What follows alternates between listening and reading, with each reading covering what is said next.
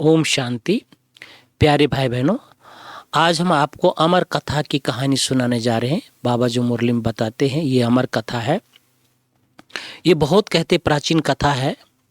प्राचीन कथा के अनुसार शिव जी पार्वती जी को अमर कथा गुफा में सृष्टि की रचना के बारे में सुनाई थी। कथा इस प्रकार है भाई बहनों कि एक बार नारद जी ने पार्वती से पूछा कि माता जी, स्वर्ग में सभी देवी देवताएं माला जो धारण किए हुए हैं पुष्प का माला है, लेकिन शिव जी के गले में ये मुंड का माला क्यों है? माता पार्वती इस विषय पर अपनी अज्ञानता जताई कि मुझे पता नहीं है। नारद जी के कहने पर पार्वती ने स्वयं शिव जी के विषय में पूछने का ये संकल्प लिया कि अब मैं शिव जी से ये पूछूंगा। पार्वती मैया ने सोचा। पार्वती माता ने मुंड के विषय में कि पूछा, शिव जी से पूछा। शिव जी ने बोला कि ये आपको बताने की विषय नहीं है, इसके बारे में मुझसे अनुरोध नहीं करना। लेकिन पार्वती जी जिद पे अड़ गए, अनुरोध करने लगे। तब कहा, हे महादेवी सुनो, मेरे गले के जितने भी मुंड है, तुमने जितने भी जन्म ले चुकी हो, उसके प्रत्येक खोपरी मेरे गले में है। जितने भी तुमने जन्म लिया उस खोपरी का मुंड मेरे गले में है। भगवान की बात सुन करके, शिव भगवान की बात सुन करके माता जी आश्चर्य में आ गए कि शिव जी तो मेरे अंधा पति है, ये अमर है, लेकिन मैं क्यों नहीं अमर हूं? अब मैं कैसे अमरत्व को प्राप्त करूं? तो वो शिव जी से हट करने लगे, अमरत्व को कैसे प्राप्त किया जाए। तो कहा, सब शिव जी ने कहा कि तुम्हें अब कथा सुनना पड़ेगा इसकी, और कथा सुनते सुनते तुम्हें हामी हामी भरना पड़ेगा, माना हाजी हाजी करना पड़ेगा।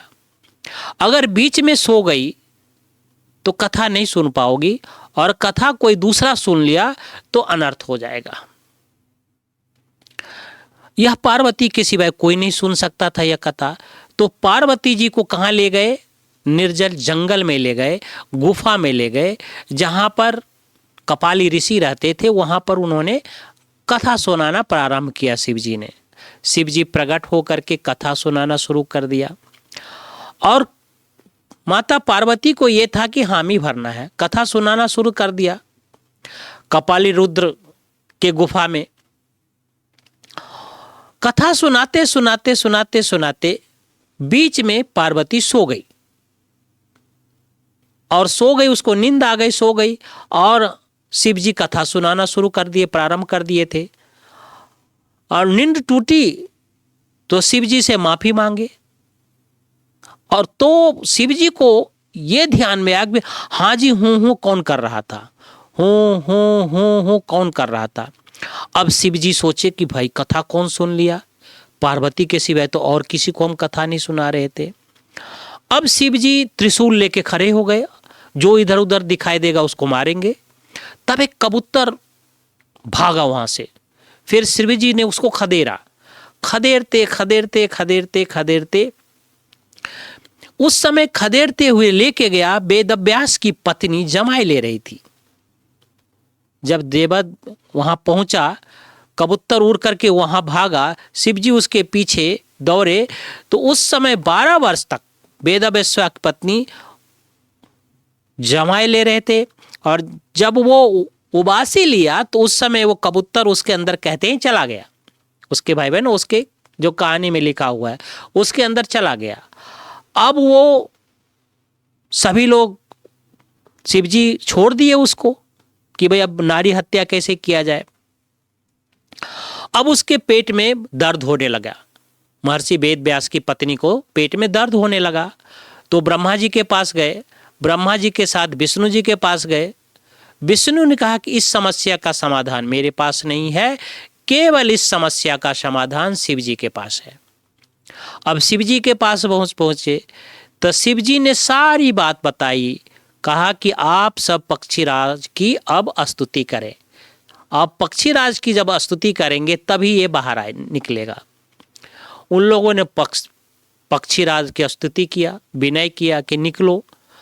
तो उन्होंने कहा कि 18 पुराणों की कहानी हम सुनाएंगे जब निकलेंगे तो, और 18 पुराणों की कहानी सुना करके सबको अमर बना देंगे। तो उन्होंने जब बाहर निकला तो वही कहते हैं सुखदेव जो वेदव्यास का पुत्र था, जन्म लेते ही वो 18 पुराण की ज्ञाता था, और वो ज्ञाता बनकर के निकले और जंगल में तप करने के लिए पहुंच गए। तो उसी समय उन्होंने ऋषि मुनियों को ज्ञान सुनाने की योजना बनाई, और योजना बनाने के बाद जब सुनाना शुरू कर दिया तो शिवजी सोचने लगा कि अगर सब अमर कथा सुन लेंगे, अमरत्व को प्राप्त कर लेंगे, तो सृष्टि की संचालन कैसे होगा। शिवजी ने सबको वरदान दिया कि जो लोग अमर कथा सुनेंगे वो अमरनाथ की यात्रा जरूर करेंगे, तब अमरत्व को प्राप्त करेंगे। इसलिए लोग अमरनाथ की ज्यादा यात्रा करते हैं। तो कहा कि शिव संदेश अवश्य प्राप्त होगा, उसको अमरत्व तो प्राप्त तो नहीं होगा, लेकिन शिव संदेश प्राप्त होगा। इसका आध्यात्मिक कथा ये है कि अमरत्व प्राप्ति अर्थ मनुष्य की भावना ये होती है कि जब हम मृत्यु के भय से दूर हो जाते हैं, अपने आप को आत्मा समझने लगते हैं, तो हम सभी आत्मा तो अजर अमर अविनाशी है, हम सभी अमर है। तो बाबा जब हम सभी को ये कथा सुना देते हैं तो हमें आत्मा का ज्ञान हो जाता है और सारी कथा का ज्ञान हो जाता है।